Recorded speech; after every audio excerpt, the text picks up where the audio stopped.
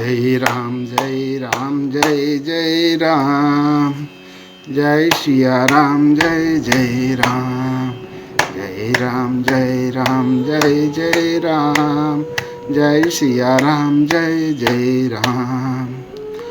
आप सभी सनातन भाई बंधु माता बहनों का हमारे स्पिरिचुअल सर्वर परिवार में हार्दिक स्वागत है। आप सभी का दिन शुभ हो।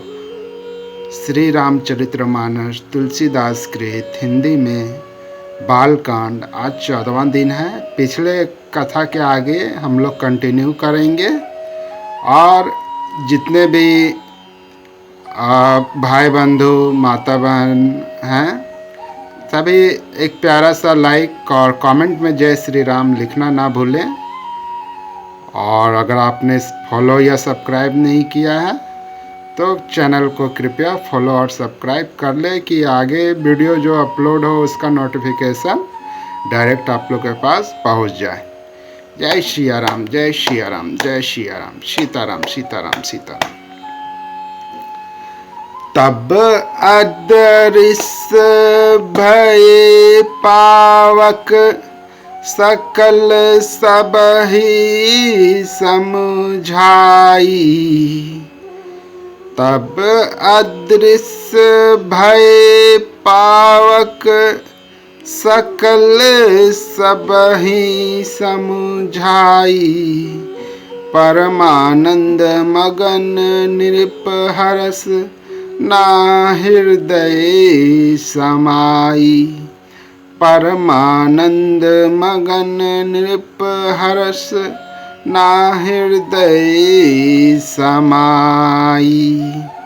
तदंतर अग्निदेव सारी सभा को समझाकर अंतर ध्यान हो गए। राजा परमानंद में मगन हो गए, उनके हृदय में हर्ष समाता न था। उसी समय राजा ने अपनी प्यारी पत्नियों को बुलाया। कौशल्या आदि सब रानियां वहां चली आई। राजा ने पायस का आधा भाग कौशल्या को दिया और शेष आधे के 2 भाग किए।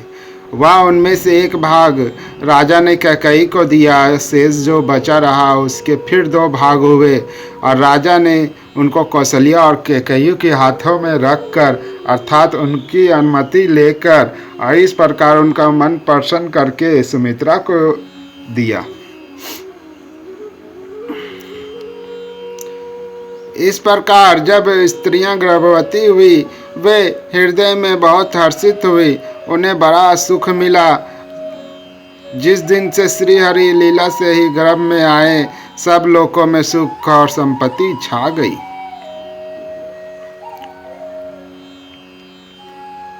शोभाशील और तेज की खान बनी हुई सब रानियां महल में सुशोभित हुई। इस प्रकार कुछ समय सुखपूर्वक बीता और वह अवसर आ गया जिसमें प्रभु को प्रकट होना था।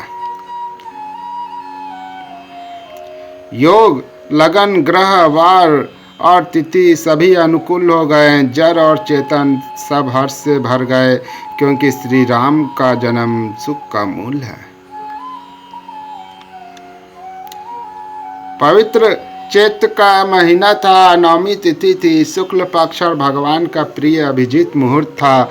दोपहर का समय था। ना बहुत सर्दी थी ना धूप गर्मी थी। वह पवित्र समय सब लोगों को शांति देने वाला था। शीतल मंद और सुगंधित पवन बह रहा था। देवता हर्षित थे और संतों के मन में बड़ा चाव था। वन फूले हुए थे। पर्वतों के समूह मणियों से जगमगा रहे थे और सारी नदियां अमृत की धारा बहा रही थी। जब ब्रह्मा जी ने वह भगवान के प्रकट होने का अवसर जाना तब उनके समेत सारे देवता विमान सजा सजा कर चले। निर्मल आकाश देवताओं के समूहों से भर गया। गंधर्व के दल गुणों का गान करने लगे और सुंदर अंजलियों में सजा सजा कर पुष्प बरसाने लगे। आकाश में धमाधम नगारे बजने लगे। नाग मुनि और देवता स्तुति करने लगे और बहुत प्रकार से अपनी अपनी सेवा उपहार भेंट करने लगे। देवताओं के समूह विनती करके अपने अपने लोक में जा पहुँचे। समस्त लोकों को शांति देने वाले जगदाधार प्रभु प्रकट हुए। भय प्रकट कृपाला दीन दयाला कौशल्या हितकारी हर्षित महतारी मुनि मनहारी अद्भुत रूप विचारी लोचन अभिरामा तनु घनश्यामा निज आयुध भुजचारी भूषण वनमाला नयन विशाला शोभा सिंधु खरारी। दिनों पर दया करने वाले कौशल्या जी के हितकारी कृपालु प्रभु प्रकट हुए हैं। मुनियों के मन को हरने वाला उनके अद्भुत रूप का विचार करके माता हर्ष से भर गई। नेत्रों को आनंद देने वाला मेघ के समान श्याम शरीर था। चारों भुजाओं में अपने खास आयुध धारण किए हुए थे। दिव्य आभूषण और वनमाला पहने थे। बड़े बड़े नेत्र थे। इस प्रकार शोभा के समुद्र तथा खर राक्षस को मारने वाले भगवान प्रकट हुए।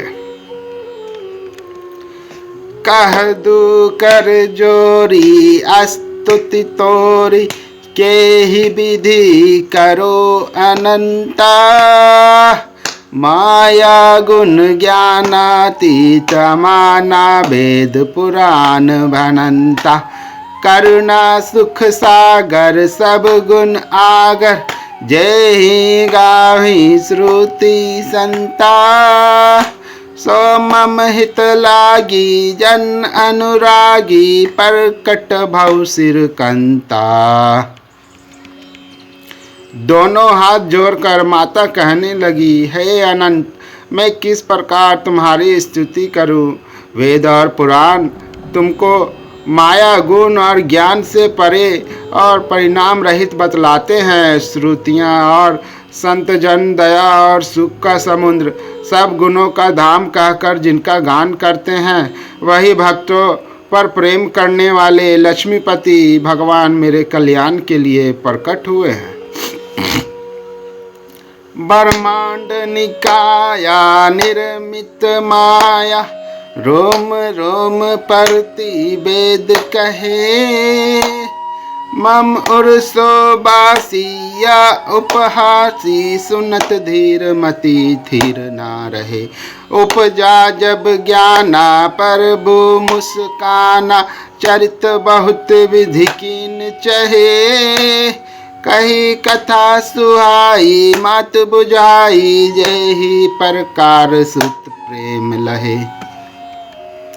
वेद कहते हैं कि तुम्हारे प्रत्येक रोम में माया के रचे हुए अनेकों ब्रह्मांडों के समूह भरे हैं। वे तुम मेरे गर्भ में रहे। इस हंसी की बात के सुनने पर धीर विवेकी पुरुषों की बुद्धि भी स्थिर नहीं रहती, विचलित हो जाती है। जब माता को ज्ञान उत्पन्न हुआ तब प्रभु मुस्कुराए। वे बहुत प्रकार से चरित्र करना चाहते हैं, अतः उन्होंने पूर्व जन्म की सुंदर तथा कथा कहकर माता को समझाया, जिससे उन्हें पुत्र का वात्सल्य प्रेम प्राप्त हो, भगवान के प्रति पुत्र भाव हो जाए। माता पुनि बोली सो मति डोली तजहु तात्य रूप की जैसी सुलीला अति प्रिय शीला या सुख परम अनुपा सुनी बचन सुजाना रोदन ठाना होए बालक सुरभूपा यह चरिजे गावी हरिपद पावी ते न परही भवकूपा। माता की यह बुद्धि बदल गई। तब वह फिर बोली, है तात, यह रूप छोड़कर अत्यंत प्रिय बाल लीला करो। मेरे लिए यह सुख परम अनुपम होगा। माता का यह वचन सुनकर देवताओं के स्वामी सुजान भगवान ने बालक रूप होकर रोना शुरू कर दिया। तुलसीदास जी कहते हैं, जो इस चरित्र का गान करते हैं वे श्री हरि के पद पाते हैं, फिर संसार रूपी कूप में नहीं गिरते हैं।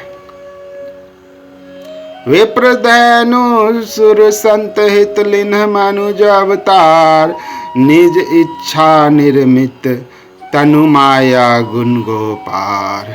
ब्राह्मण, गो देवता और संतों के लिए भगवान ने मनुष्य का अवतार लिया। वह अज्ञानमयी मलिना माया और उसके गुण सत रज तम और बाहरी तथा भीतरी इंद्रियों से परे है।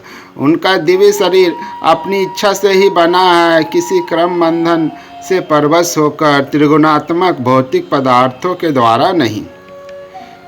सुनिसी सुरुदन परम प्रिय बानी, संभ्रम चली आई सब रानी, हर्षित जहता धाई दासी, आनंद मगन सकल पुरवासी। बच्चे के रोने की बहुत सी प्यारी ध्वनि सुनकर सब रानियां उतावली होकर दौड़ी चली आई। दासियां हर्षित होकर जहां तहां दौड़ी। सारे पुरवासी आनंद में मगन हो गए।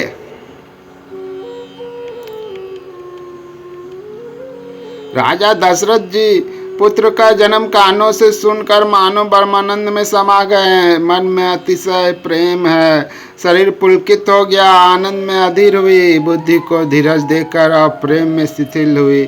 शरीर को संभाल कर वे उठना चाहते हैं। जिनका नाम सुनने से ही कल्याण होता है, वही प्रभु मेरे घर आए हैं, यह सोचकर राजा का मन परम आनंद से पूर्ण हो गया। उन्होंने बाजे वाले को बुलाकर कहा कि बाजा बजाओ। गुरु वशिष्ठ जी के पास बुलावा गया। वे ब्राह्मणों को साथ लिए राजद्वार पर आए। उन्होंने जाकर अनुपम बालक को देखा, जो रूप की राशि है और जिसके गुण कहने से समाप्त नहीं होते। फिर राजा ने नंदीमुख श्राद्ध करके सब जात क्रम संस्कार आदि किए। ब्राह्मणों को सोना, गो, वस्त्र और मणियों का दान किया। ध्वजा, पताका और तोरण से नगर छा गए। जिस प्रकार से वह सजाया गया उसका तो वर्णन ही नहीं हो सकता। आकाश से फूलों की वर्षा हो रही है, सब लोग ब्रह्मानंद में मगन हैं। स्त्रियां झुंड के झुंड मिलकर चली, स्वाभाविक श्रृंगार किए ही वे उठ दौड़ी। सोने का कलश लेकर और हाथों में थालों में मंगल द्रव्य भरकर गाती हुई राजद्वार में प्रवेश करती है। वे आरती करके निछावर करती है। अब बार बार बच्चे के चरणों पर गिरती है। मागध, सूत, बंदी जन और गवैये रघुकुल के स्वामी के पवित्र गुणों का गान करते हैं। राजा ने सब किसी को भरपूर दान दिया। जिसने पाया उसने भी नहीं रखा, लुटा दिया। नगर की सभी गलियों के बीच बीच में कस्तूरी, चंदन और केसर की कीच मच गई। घर घर मंगलमय बधावा बजने लगा, क्योंकि शोभा के मूल भगवान प्रकट हुए हैं। नगर के स्त्री पुरुषों के झुंड जहां तहां आनंद मगन हो रहे हैं। कैकेयी और सुमित्रा, इन दोनों ने भी सुंदर पुत्रों को जन्म दिया। उस सुख संपत्ति, समय और समाज का वर्णन सरस्वती और सर्पों के राजा शेष जी भी नहीं कर सकते।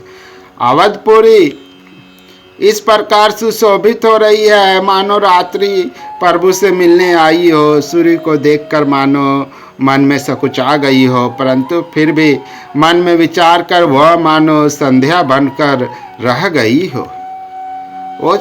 अगर कि धूप का बहुत सा धुआं मानो संध्या का अंधकार है, और जो अबीर उड़ रहा है वह उसकी ललाई है। महलों में जो मणियों के समूह हैं वे मानो तारागण है। राजमहल का जो कलश है वही मानो श्रेष्ठ चंद्रमा है। राजभवन में जो अति कोमल वाणी से वेद ध्वनि हो रही है वही मानो समय से समय अनुकूल सनी हुई पक्षियों की चहचहाहट है। या कौतुक देखकर सूर्य भी अपनी चाल भूल गए। 1 महीना उन्होंने जाता हुआ न जाना, अर्थात उन्हें 1 महीना वहीं बीत गया। महीने भर दिन हो गया, इस रहस्य को कोई नहीं जानता। सूर्य अपने रथ सहित वहीं रुक गए। फिर रात किस तरह होती, यह रहस्य किसी ने नहीं जाना। सूर्यदेव भगवान श्री राम जी का गुणगान करते हुए चले। यह महोत्सव देखकर देवता, मुनि और नाग अपने भाग्य की सराहना करते हुए अपने अपने घर चले। हे पार्वती, तुम्हारी बुद्धि श्री राम जी के चरणों में बहुत दृढ़ है, इसलिए मैं और भी अपनी एक छिपाओ की बात कहता हूँ सुनो। काक भुसुंडी जी और मैं दोनों वहाँ साथ साथ थे, परंतु मनुष्य रूप में होने के कारण हमें कोई जान न सका। परम आनंद और प्रेम के सुख में फूले हुए हम दोनों मगन मन से मस्त हुए गलियों में तन मन की सुधि भूले हुए फिरते थे, परंतु यह शुभ चरित्र वही जान सकता है जिस पर श्री राम जी की कृपा हो। उस अवसर जो जिस प्रकार आया और जिसके मन को जो अच्छा लगा, राजा ने उसे वही दिया। हाथी, रथ, घोड़े, सोना, गोए, हीरे और भांति भांति के वस्त्र राजा ने दिए। राजा ने सबको संतुष्ट कर दिया। इसी से सब लोग जहाँ तहाँ आशीर्वाद दे रहे थे कि तुलसीदास के स्वामी ही सब पुत्र चारों राजकुमार चिरंजीवी दीर्घायु। इस प्रकार कुछ दिन बीत गए। दिन और रात जाते हुए जान नहीं पड़ते। तब नामकरण संस्कार का समय जानकर राजा ने ज्ञानी मुनि श्री वशिष्ठ जी को बुला भेजा। मुनि की पूजा करके राजा ने कहा, हे मुनि, आपने मन में जो विचार रखे हों वे नाम रखिए। मुनि ने कहा, हे राजन, इनके अनेक अनुपम नाम हैं, फिर भी मैं अपनी बुद्धि के अनुसार कहूंगा।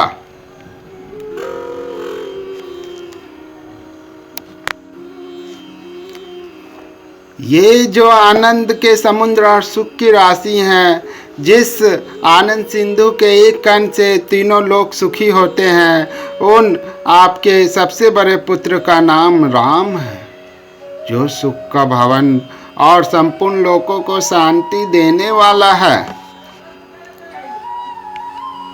जो संसार का भरण पोषण करते हैं, उन आपके दूसरे पुत्र का नाम भरत होगा, जिनके स्मरण मात्र से शत्रु का नाश होता है। उनका वेदों में प्रसिद्ध शत्रुघ्न नाम है। जो शुभ लक्षणों के धाम श्री राम जी के प्यारे और सारे जगत के आधार हैं, गुरु वशिष्ठ जी ने उनका लक्ष्मण ऐसा श्रेष्ठ नाम रखा।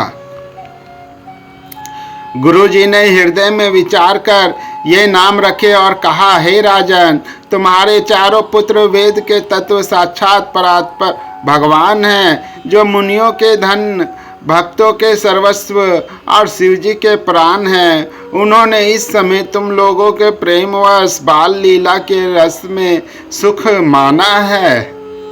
बचपन से ही श्री रामचंद्र जी को अपना परम हितैषी स्वामी जानकर लक्ष्मण जी ने उनके चरणों में प्रीति जोड़ ली।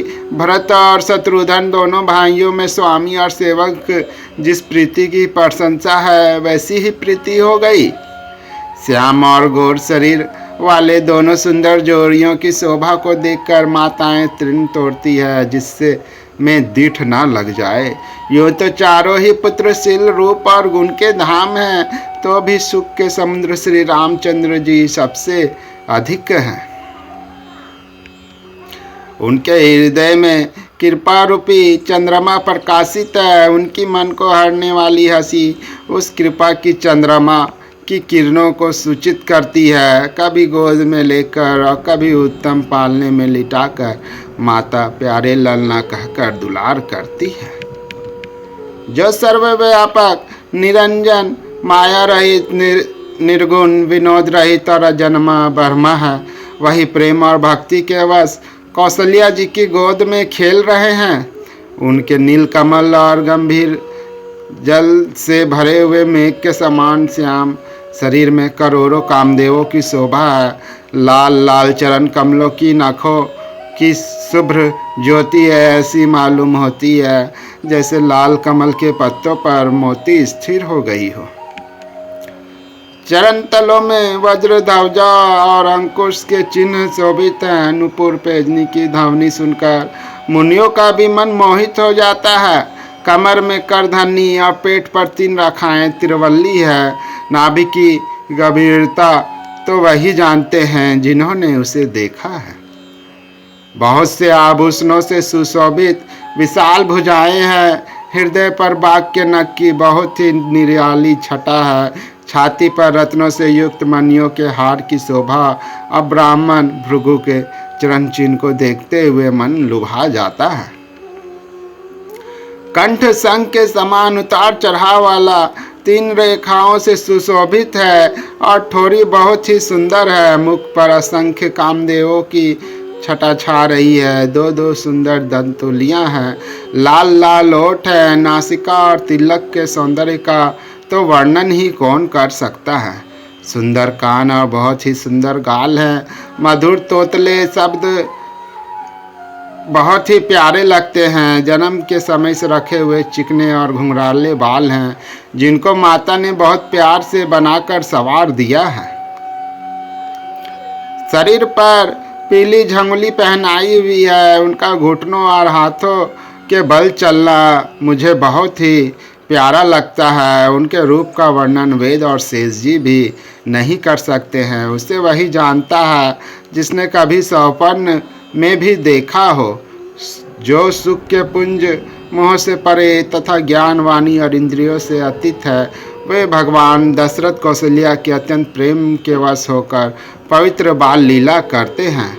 इस प्रकार संपूर्ण जगत के माता पिता श्री राम जी अवधपुर के निवासियों को सुख देते हैं, जिन्होंने श्री रामचंद्र जी के चरणों में प्रीति जोड़ी है। हे भवानी, उनकी यह प्रत्यक्ष गति है कि भगवान उनके प्रेम वश बाल लीला करके उन्हें आनंद दे रहे हैं। श्री रघुनाथ जी से विमुख रहकर मनुष्य चाहे करोड़ों उपाय करे, परंतु उसका संसार बंधन कौन छुड़ा सकता है। जिसने सब चराचर जीवों को अपने वश में कर रखा है, वह माया भी प्रभु से भय खाती है। भगवान उस माया को भों के इशारे पर नचाते हैं। ऐसे प्रभु को छोड़कर कहो और किसका भजन किया जाए। मन वचन और क्रम से चतुराई छोड़कर भजते ही श्री रघुनाथ जी कृपा करेंगे। इस प्रकार प्रभु श्री रामचंद्र जी ने बाल क्रीड़ा की और समस्त नगर निवासियों को सुख दिया। कौशल्या जी कभी उन्हें गोद में लेकर हिलाती डुलाती है और कभी पालने में लिटाकर झुलाती थी। प्रेम में मगन कौशल्या जी रात और दिन का बीतना नहीं जानती थी। पुत्र के स्नेहवश माता उनके बाल चरित्रों का गान किया करती है। जय सिया राम जय जय राम, जय सिया राम जय जय राम। जय विधिनाथ होई हित मोरा, जय विधिनाथ होई हित मोरा। कीजिए सुबेरु दास में तोरा, कीजिए सुबेरु दास में तोरा। जेहि विधि प्रभु प्रसन्न मन होई, जेहि विधि प्रभु प्रसन्न मन होई। करुणा सागर कीजिए सोई, करुणा सागर कीजिए सोई। आगे की कथा आपको पुनः मिलेगी। जय जय सिया राम। जय सिया राम जय जय राम, जय राम जय राम जय जय राम।